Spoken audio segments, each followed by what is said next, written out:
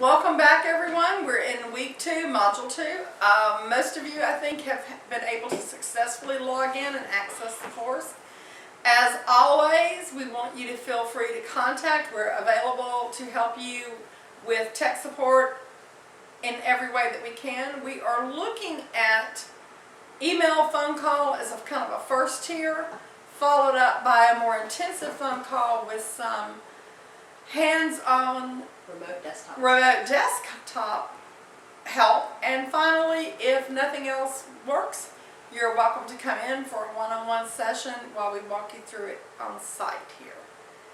So we're looking at Walsh still, chapter 2. One reminder that I would always say at the beginning of every module: remember, you must log in 3 separate times, meaning 3 separate days.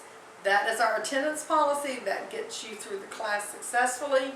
We are looking at one initial post to respond to the discussion question at hand, one on each of 2 days to 2 separate students in the class that overlay your own clinical opinion to whatever opinion was set forth by your peer. Secondarily, on Monday the 22nd, the counseling philosophy is due. So please attend to that. Monday ends at 11:59 p.m. So, and attendance and punctuality, submitting your courses accurately are important. In your online classroom, you each have a folder. In each folder, there's a folder for each assignment. Find the folder that has the rubric. It should be titled rubrics. Look and make sure that you've attended to all portions of the rubric prior to submitting any assignment for the class. So, turning our attention to chapter 2 with Walsh, clinical views of family normality, health, and dysfunction. There's several things in this chapter that are important that I want to speak on. In the first place, traditionally, mental health treatment has focused around mental illness.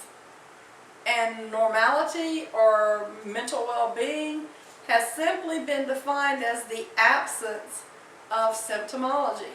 That trend is decidedly changing. It's where we are focusing on how best to support family health, family stability, functionality across important life domains: social, occupational, educational, family relational, legal, clinical issues. So as you formulate your responses for this chapter, keep that difference in mind, that we're not looking for absence or presence of symptom as the only criteria for a family experiencing functionality versus dysfunctionality, health versus disability. So one of the reasons for the absence of symptomology for mental health is because our clinical work was rooted and grounded in medical and psychoanalytic paradigms. Freud was a medical doctor. Jung was a medical doctor. These people moved forward past the medical model into a clinical model, but we were still bounded on all sides by medical terminology, medical thought, medical protocols. Secondarily, this trend in mental health, or the lack thereof, has traditionally been rooted in family cause, a very linear cause and effect. My mother didn't love me, therefore I have problems in my adult life. Typically the parents, and most particularly the mother, have been vilified as evidenced by terms like schizophrenic mother, Freud's Oedipal complex.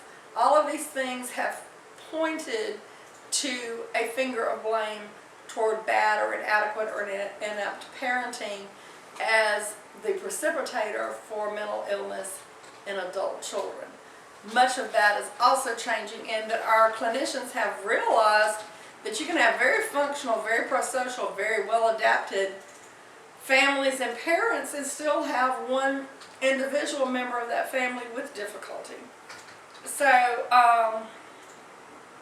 with your family assessments, understand that some of these older assessments are skewed toward finding blame and versus looking at a spherical or a circular causality, that there's not A equals B equals C straight path toward the etiology of mental illness. Models of family therapy. Pretty simple. There are family processes. If you're looking at those, you're looking for both explicit and implicit assumptions about what is normal. If you think of normal as being both typical for most families and optimal for that we're functioning at the best level possible. So family functioning and views around dysfunction are crucial to the clinician's views and how that assessment is brought forward. Therapeutic goals and change processes. What do we really believe about the process of change?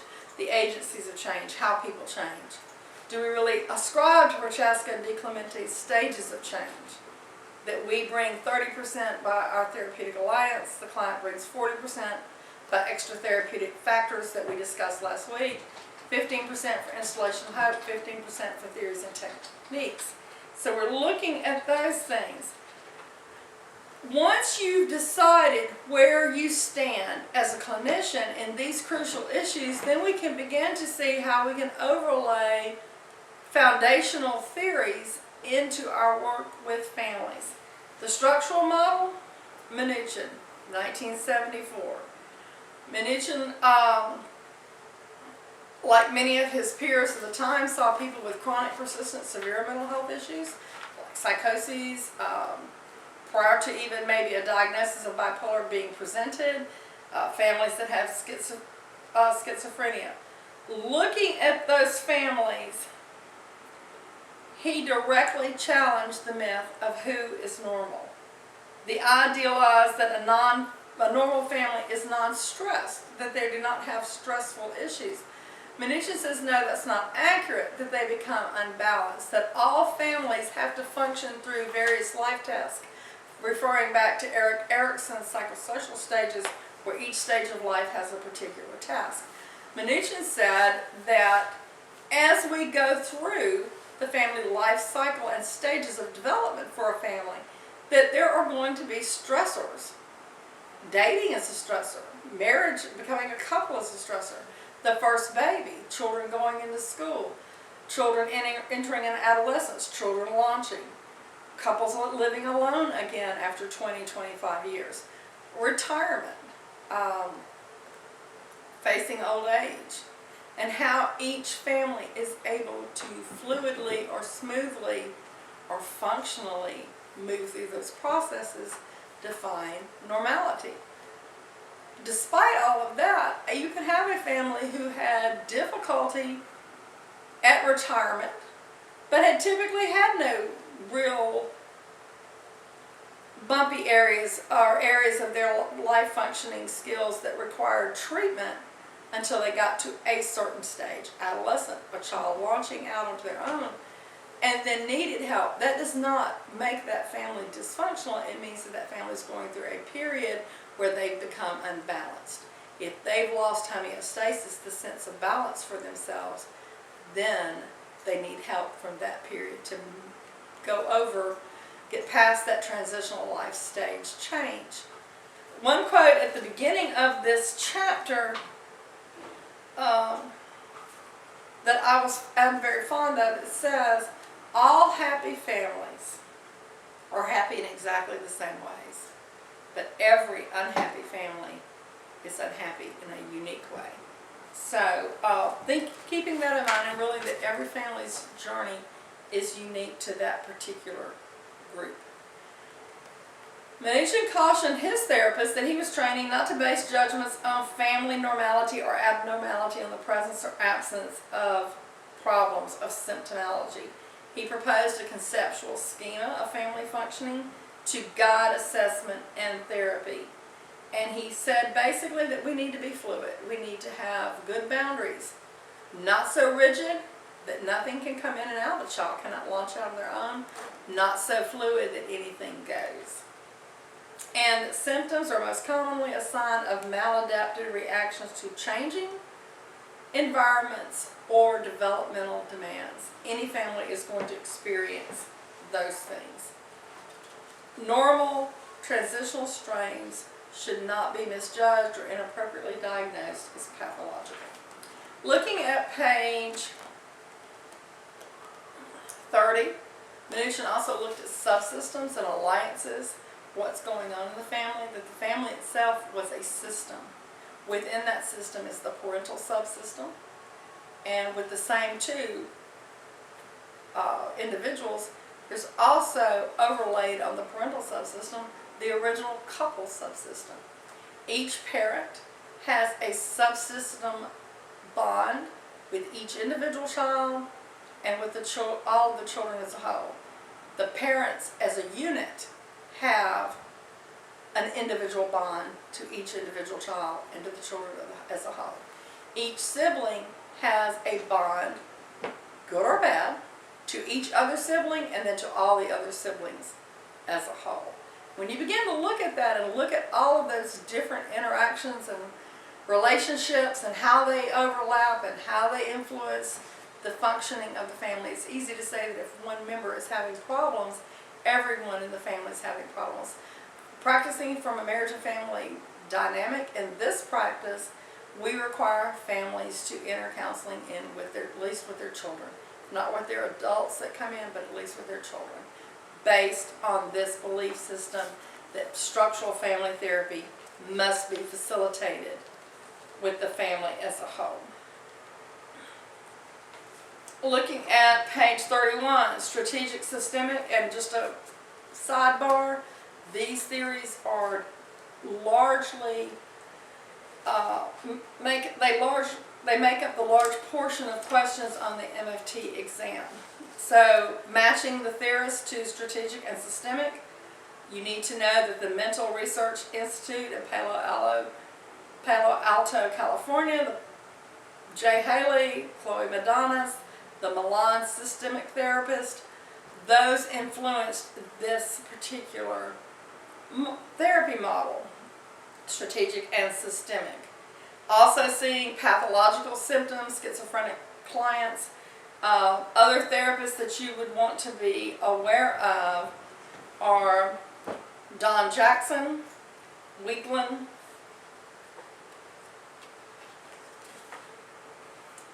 and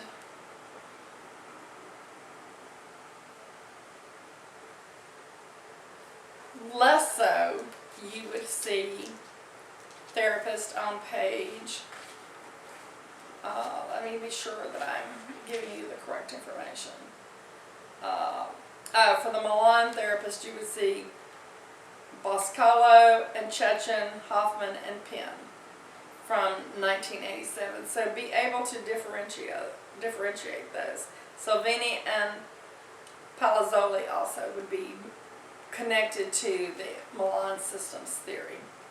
So with those systemic and strategic approaches, symptoms are seen as a desperate effort by family members to communicate. If I'm locked as an individual in a family in an interactional pattern and I don't see a way out, I don't see a way to change what it is I'm having to deal with, I'm going to manifest symptoms until someone notices and gets me some help. So in that way, you have symptom bearers for the family, you have symbolic clients, you have the identified client, when actually the family unit as a whole is your real client. An attempt at maintaining a solution typically worsens the problem, again brings the family into treatment, and it may become a family issue itself. In order to provide treatment from this theory, you really have to look at altering feedback loops so that the symptoms are not then maintained, because even a negative symptom maintained by a negative system must be interrupted by introducing a positive solution to a problem or introducing a way to solve a certain communication issue that's manifesting symptomatically. Is still going to unbalance and upset the family system. It's going to disrupt the homeostasis. A negative homeostasis but still disrupt. And families always seek to go back to balance. That's why a lot of times families that are in treatment tend to manifest worsened symptoms during treatment before things begin to get better. A good idea is to go ahead and warn your family that their child or their couple's relationship may look worse before it starts to look better, and it's a process to go through. Haley saw descriptions of family interactions as a way of thinking for the therapist to think about the purposes of therapy when there's a disturbed child or a stressed family unit. Haley selectively focused on family variables involving power and organization. He's known for metaphoric interventions, for selective interventions, for paradoxical interventions. If you have a family that cannot communicate without fighting, Haley would instruct them to set the clock for 3 a.m. and fight for 30 minutes. When the alarm went off, the fight is dropped, and everyone goes back to bed. So maintaining the symptoms looks more like work than simply doing what comes naturally. Also, it heightens the awareness and consciousness of the family of what interactions are actually playing out. Looking at postmodernists. With the postmodernists, you see three theories typically. There is narrative, which is White and Epstein.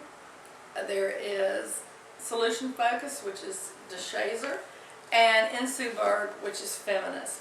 Postmodern means that we have moved into one of the fourth forces of counseling, in that we are no longer following strict psychodynamic Freudian interventions. With solution focused, the belief system says that we are getting better from the first day we make a call and schedule an appointment. Solution focus very much follows, solution focused marriage and family therapy very much follows the traditional counseling theory.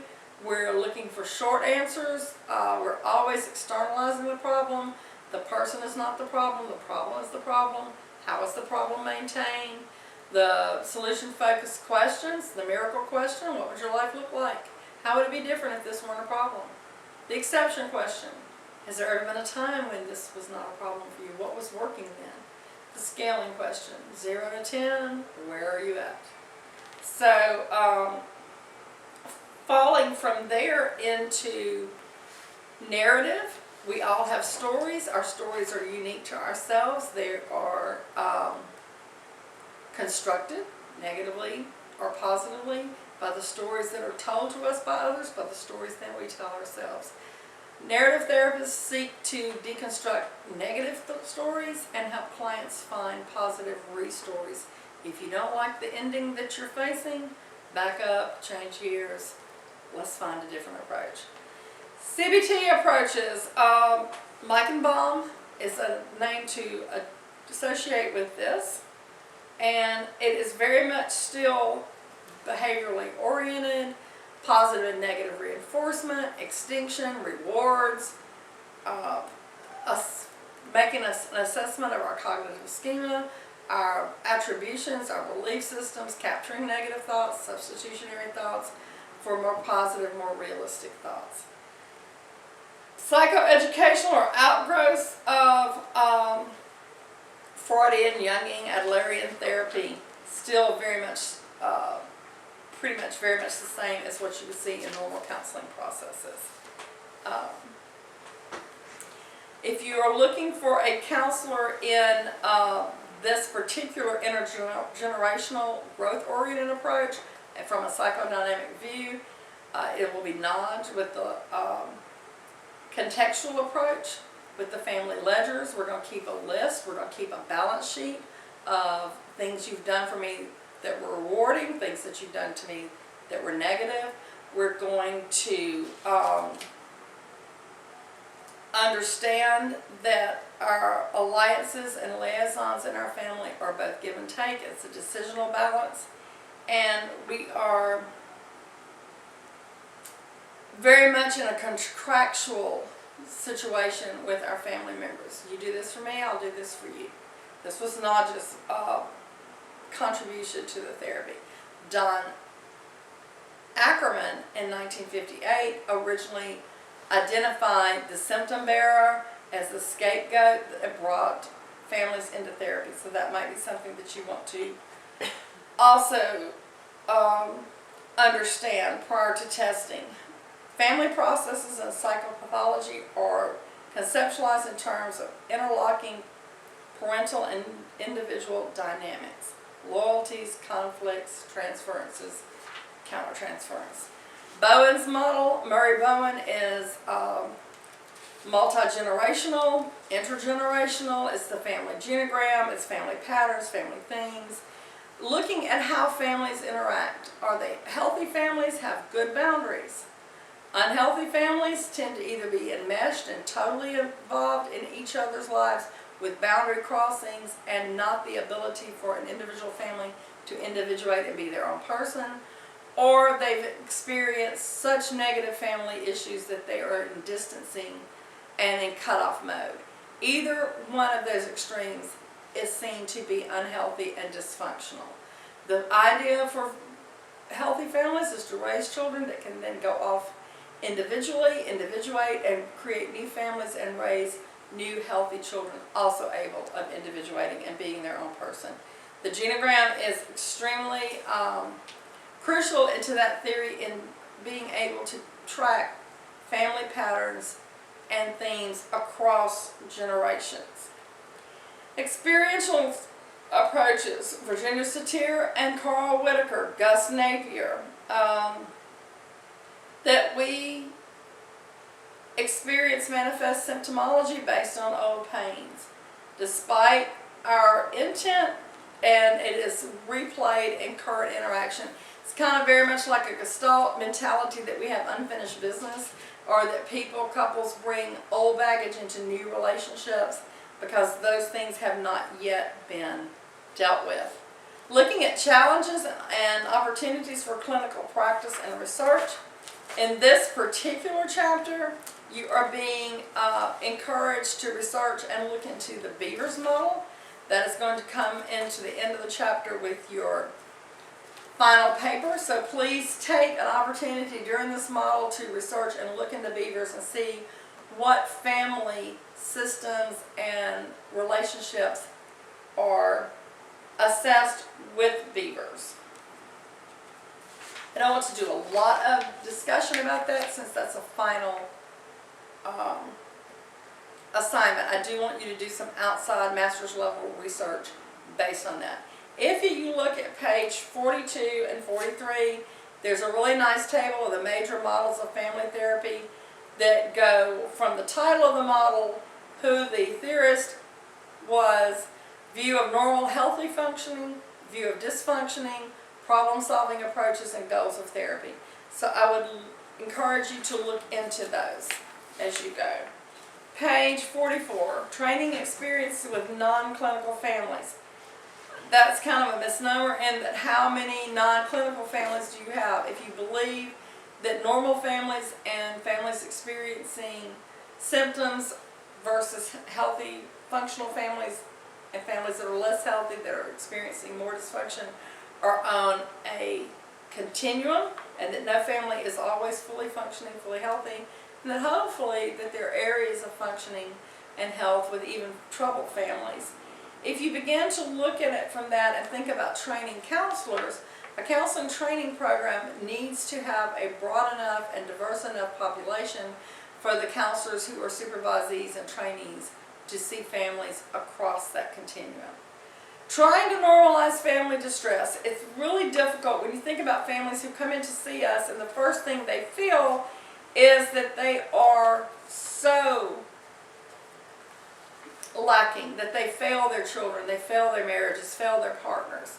Normalizing the fact that there are family life cycle changes, that there are developmental changes, that there are processes that families go through that can create bumps in the road, and that finding counseling, seeking counseling is a way for them to then get over that in a healthy coping manner. Will normalize that distress for families. Page 46 deals with errors in pathologizing normal processes. A single mother who has given a lot toward raising a child or two and has seen that child launched and experiencing some grief processes should be properly assessed. Is it a normal grieving process? Is it a change of life grieving process, but the child is still able to go, launch, individuate with the family blessings, or is it a process where that is not? Errors in normalizing dysfunction come largely through value-laden systems. What my beliefs, what my values may be, and how I hold those. Violence and abuse, domestic violence, child abuse, sexual abuse should never be normalized, even if it's normal to that family system. That's when Bowenian theory becomes in and we cut across those generational patterns. But if you're looking at how families communicate, interact, grieve, some of those things may be culture-laden, they may be value-laden, they may be faith-driven. Looking at family diversity and complexity to meeting those challenges, they're varied family forms. The family is who you say it is. If my family is my grandmother and my dog, that's my family. If it's a same-sex family, if it's an interracial family, it's an adoptive family, a fictive family, a foster family, a family with 2 parents and 2 children, and a dog and a cat. My family are the people who live in my house that have expressed that they have love for me. Looking at gender and sexism norms, divorce does not constitute an unhealthy family. A single parent, a same-sex parent does not constitute an unhealthy family. Looking at variables of culture, race, class, and spirituality, don't make a family healthy or unhealthy. It's how the family is able to then interact and raise their children and meet the goals of normal life functioning skills. If I'm raising my children without legal interaction, defects interaction, I'm not being referred by the schools, my children are not being physically, verbally, mentally, sexually, socially, emotionally abused, they are going to school, we are working, we're paying our bills, the things that society expects, that families should not be determined to be unhealthy or dysfunctional based on value-laden principles. Looking at progress and priorities in family research, that book hasn't been written yet. I would encourage you as you do your research to find areas that are interesting to you and to think about publishing some of the things that you yourself have found. Looking at page 50, as you practice, you want to go from a deficits to strengths perspective. Identify deficits and problem areas, but you have to, if you don't assess for strengths when you're assessing for problems, you have nowhere for the family to go, nowhere for your treatment plan to be based and your work to be driven. Look for resiliency. Look for a framework that will target interventions that will help. Look for coping skills, problem-solving skills, communication skills. I wish you luck this week as you go through this process, and I will look forward to seeing your counseling philosophies and working with you through this week. Good luck.